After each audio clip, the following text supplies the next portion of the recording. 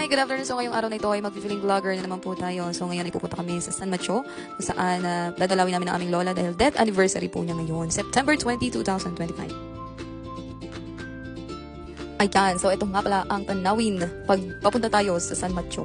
Diba, napakaganda, napakalamig dito sa lugar na ito. Napakadaming berdeng-berdeng mga damo, dahon at puno.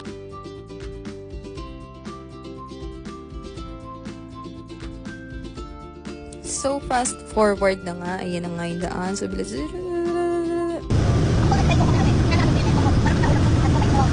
Papasok na nga kami ng sementeryo dito. At ayan, kung makikita nyo, paliko na kami. Kung saan may lubak. Push! Yun. Diba?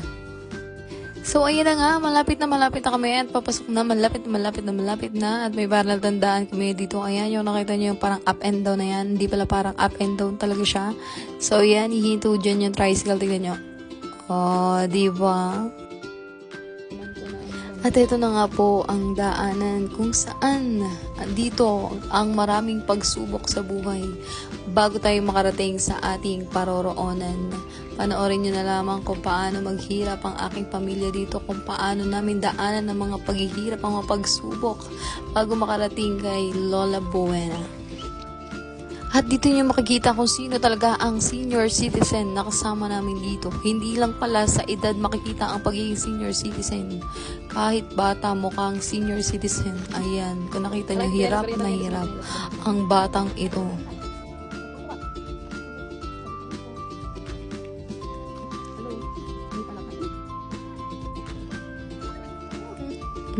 So, nauna na ang aming tatay. Ayun. Sa mga oras na ito ay gilugulo sila kung saan sila dadaan. Ayan, diba? So, tila ang daan na ito ay maze. Hindi mo alam kung saan ang tiyak na lagusan papunta sa Encantadia. Tatay, walis ting-ting. So, ayan, Lola, nakikita mo, ang iyong manugang na sa El Mocanoy ay napakasipag. So, ito nga lang ang aming, wala kaming dalang walis ting-ting na aming problema. So, tamang hanap lang ng mga pwedeng pang walis. So, sorry, Lola. Babawi na lang kami sa susunod na buwan ng Nobyembre. At syempre, hindi rin tayo pakabog kahit napakadaming lamok. Dahil ako ang paboritong apo ni Lola. Syempre, kwento ko to. Ay, ang ganda mo dyan, sis.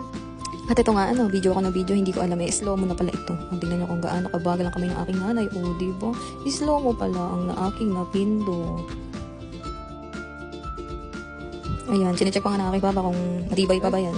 So, kung mag-alala, Lola, pag November na, isisingilin ko yung mga apo nyo at pipinturahan namin ito ng maayos-ayos.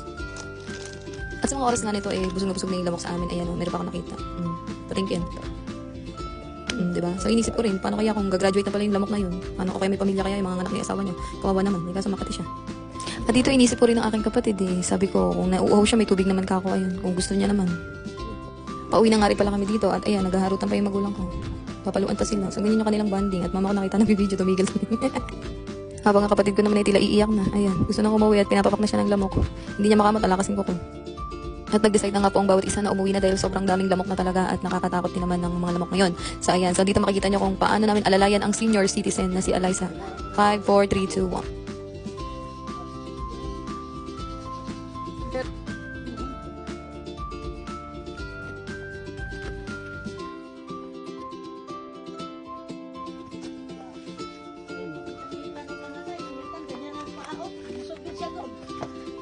At ito na nga po, nandito na rin kami. Yes, finally, thank you Lord. Nalagpasan namin ang mga pagsubok na ito.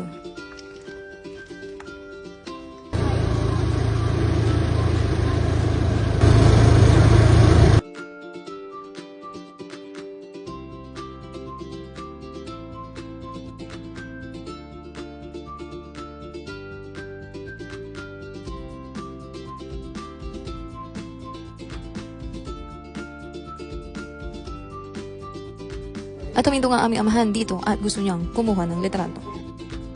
Ready, 1, 2, 3. Smile. Ano sa ano, Leon? Ayan. Ganun ka. Ayan. Hit ka lang. 1, 2, 3, smile. Ay, ang ganda. 1, 2, 3. 1, 2, 3, smile. Okay, pang-post naman. Pang-post naman, di ba post? Kiss. Ano ba?